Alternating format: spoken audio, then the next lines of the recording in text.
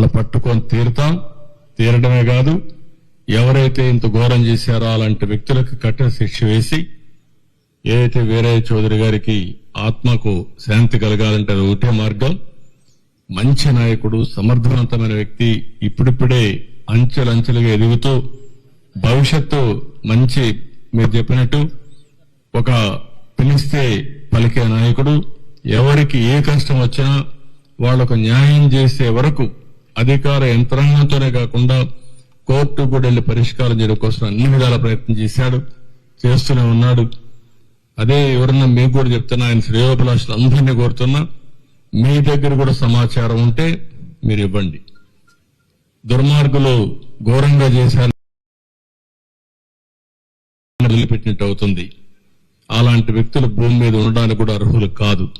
అందుకే మిమ్మల్ని అందరినీ కోరుతున్నా, ఎవరిని వదిలిపెట్టను, గాలిస్తాం, ఇన్వెస్టిగేషన్ చేస్తాం, కడకు పట్టుకునే వరకు ఈ ఇన్వెస్టిగేషన్ కొనసాగుతుంది.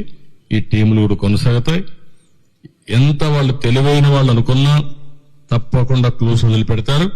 వాళ్ళని పట్టుకొని కఠినంగా శిక్షిస్తామని మరొకసారి తెలియజేసుకుంటూ, ఆ కుటుంబానికి అండగా ఉంటాం, అన్ని విధాలుగా ఆదుకుంటాం. భవిష్యత్తులో కూడా వాళ్ళు ఏమేం చేయాలో మా సొంత కుటుంబ సభ్యులను ఏ విధంగా చూసుకుంటాం ఆ విధంగా చూసుకుంటామని కుటుంబ సభ్యులకు హామీ ఇస్తూ, కార్యకర్తలందరికీ ఒకటే చెప్తున్నా, మీరందరూ కూడా అధైర్యపడద్దండి.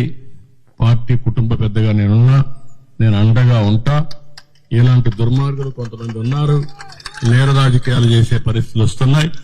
నేర రాజకీయాలు చేసే వాళ్ళందరినీ తుదముట్టించే వరకు ఈ పోరాటం ఆగదు.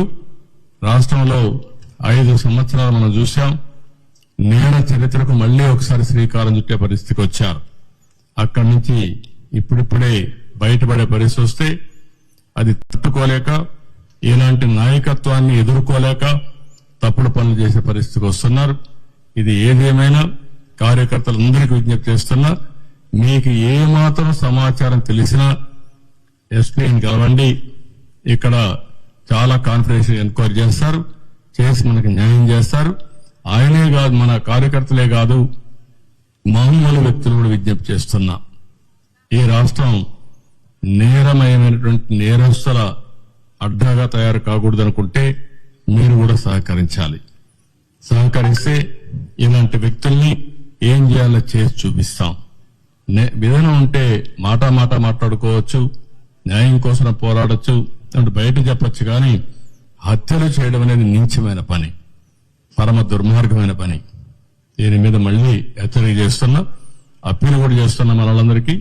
ఇవన్నీ చెప్పాల్సిన కోరుకుంటూ మళ్లీ మీడియా కూడా విజ్ఞప్తి చేస్తున్నా, మీకేదైనా క్లూస్ ఉంటే కూడా చెప్పండి. ఇది ఎట్టి పరిస్థితుల్లో ఛేదించే వరకు పోలీసు వ్యవస్థ నిద్రపోదు. వీళ్లు పట్టుకొని శిక్షిస్తామని చెప్పి మరొకసారి హామీ ఇస్తూ అందరికీ నమస్కారాలు. ఒక బయట వచ్చి చెప్పలేని వాళ్ళు ఎవరన్నా ఉంటే ఎస్పీ గారు టోల్ ఫ్రీ నెంబర్ ఇస్తారు, కాన్ఫిడెన్షియల్ నెంబర్ ఇస్తాం. ఆ నెంబర్ గాని మీరు ఫోన్ చేసి మీకు తెలిసిన సమాచారం తీసుకుంటే మీ సోర్స్ ఆఫ్ ఇన్ఫర్మేషన్ కూడా బయట పెట్టకుండా మేము పట్టుకునే కార్యక్రమం చేస్తాం. దయచేసి వారికి కూడా విజ్ఞప్తి చేస్తున్నా, ఈ రోజు అనౌన్స్ చేస్తాం. ఎస్పీకి చెప్పి ఆ టోల్ ఫ్రీ నెంబర్ కూడా పబ్లిసిటీ ఇస్తాం, అనౌన్స్ చేస్తాం. నేను అన్ని కోణాల్లో ఆలోచిస్తున్నాను. రాజకీయ కోణం, ఇలాంటి వ్యాపారం, ఆయన ఎదుగుదల జీర్ణించుకోలేకుండా ఉంటే అలాంటివి అన్ని కోణాల్లో ఎగ్జామిన్ చేస్తాం. నేరస్తుల్ని అన్ని కోణాల్లో మనం చూస్తే తప్ప, ఒకవేళ వీళ్ళే చేశారా లేకుంటే హైడ్ గుండాస్ అన్నది ఇచ్చారా, అలాంటి ప్రొఫెషనల్స్ అన్నది ఇచ్చారా అనే కోణం కూడా ఎగ్జామిన్ చేస్తున్నాం. ఏ కోణం కూడా వదిలిపెట్టాం. నేను ఒకటే చెప్తున్నా, నేను ఇక్కడికి వచ్చి చూశానంటే వాళ్ళు గుర్తుపెట్టుకోవాలి, వాడు ఈ భూమిలో ఎక్కడ దాంకున్నా ఎక్కడున్నా వాడిని పట్టుకొచ్చే వరకు వదిలిపెట్టమని మరొకసారి హెచ్చరిక చేస్తున్నాను. దాన్ని ఎట్టి పరిస్థితిలో వదిలిపెట్టాం. ఏం చేయాలో చేసే వరకు, ఛేదించే వరకు వదిలిపెట్టాం.